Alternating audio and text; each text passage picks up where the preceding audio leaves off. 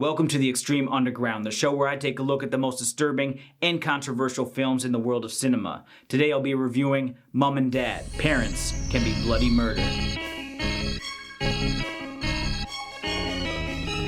Written and directed by Steven Sheil, starring Perry Benson, Dido Miles, Olga Fedori, Ainsley Howard, and Toby Alexander. This movie is about a family who works at an airport. In order to live, they scavenge the cargo holds and anything they can find around the offices and hotels. They also use their job as a way to find and lure people back to their home, where they torture and murder people. The latest victim is Lena, a Polish office worker who befriends Birdie, the daughter of the family. Lena's then imprisoned in the home and branded Mummy's Girl, where she seemingly only has a couple of options: either become part of the family or die. This is actually a recommendation from a really good friend of mine, Kat, who recommended this years ago. I think before we even started Bloodbath and Beyond, and then when I did, every time I saw her, she would say, "You gotta review Mom and Dad," and I just kind of brushed it off. And then I realized what kind of movie this is. I should have listened sooner, because when it comes to disturbing movies, this should be on most people's top 10 lists. Unfortunately, I haven't really heard it elsewhere other than Kat's recommendation. There's been maybe 2 or 3 comments in the entirety of our 5-year existence on YouTube, and I'm not too sure why. This is an indie British film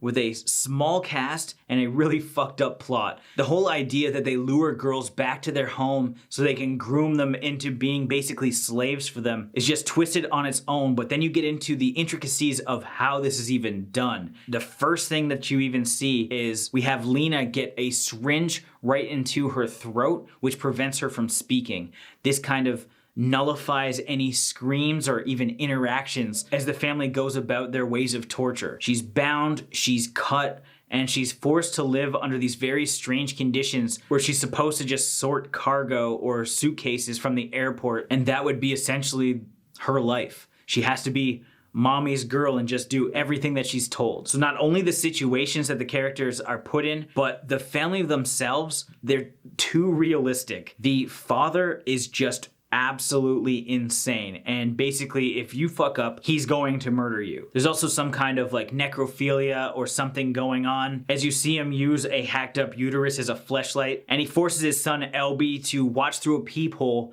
as the new girl Lena is being tortured. The acting in general is great and also bizarre. I mean, the mom feels the fakest, but I think it's just because she's so out there. But we have LB, who seems to be just another victim that's become part of the family, who doesn't speak. Maybe that was part of the process of getting an injection in his throat too much, or perhaps he's just terrified. We have the often jealous but very cute Birdie, who lured Lena in to begin with, and she does an excellent job trying to convince her mother that she should be Mummy's daughter and not this new girl. And our main lead, Olga Fedori, who plays Lena, was excellent at showing all of her emotions. There are times where she feels helpless or she's trying to con people, and of course lots of times where she's supposed to be in pain, and because she doesn't speak, she's very good to emote with like her facial features, and the audience is totally going to understand where she's coming from and what she's feeling at every moment of this film. But I mean, even with the characters aside, the atmosphere of this house is just disgusting. It's super gritty. It's a place that you would never want to enter for sure, and probably smells disgusting. So I like the location, the look of it, and just the overall feel. And I think that's what makes this movie stand out. It's like a tight, small location with an insane family with grotesque perversions and all these weird little quirks that's gonna make you feel gross just watching it. When it comes to disturbing movies, there's a certain level of gore that you would expect from a film,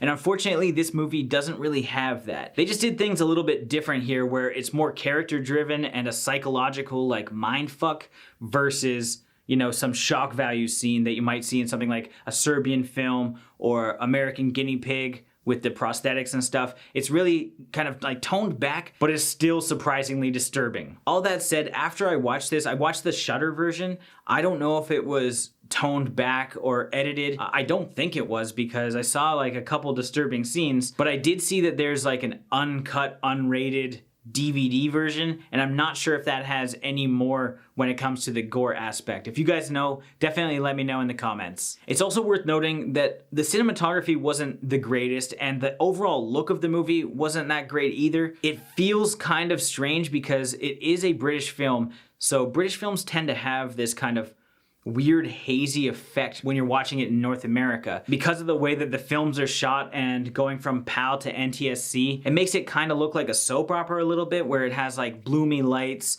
and it's a little bit more hazy and the frame rate seems a little bit off. But I was able to get past that within like the first couple minutes, and then I was totally invested in our characters and the rest of the movie. All in all, Mom and Dad is an excellent extreme film. If you have not seen it, I highly recommend it. It has great acting, very disturbing situations, and just a weird setup in general for a film that's very unique. It's the kind of movie that doesn't leverage shock scenes, but rather builds upon their character development to make sure that the audience is invested from beginning to end. So I'm gonna give this 4.5 foot rubs out of 5.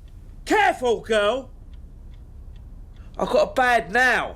As always, thank you for watching. Like this video and comment below with your thoughts on the film if you've seen it. If you haven't and you do want to check it out, there are links in the description where you can find it. If this is your first time here, make sure you subscribe to the channel, stay updated with everything Bloodbath and beyond.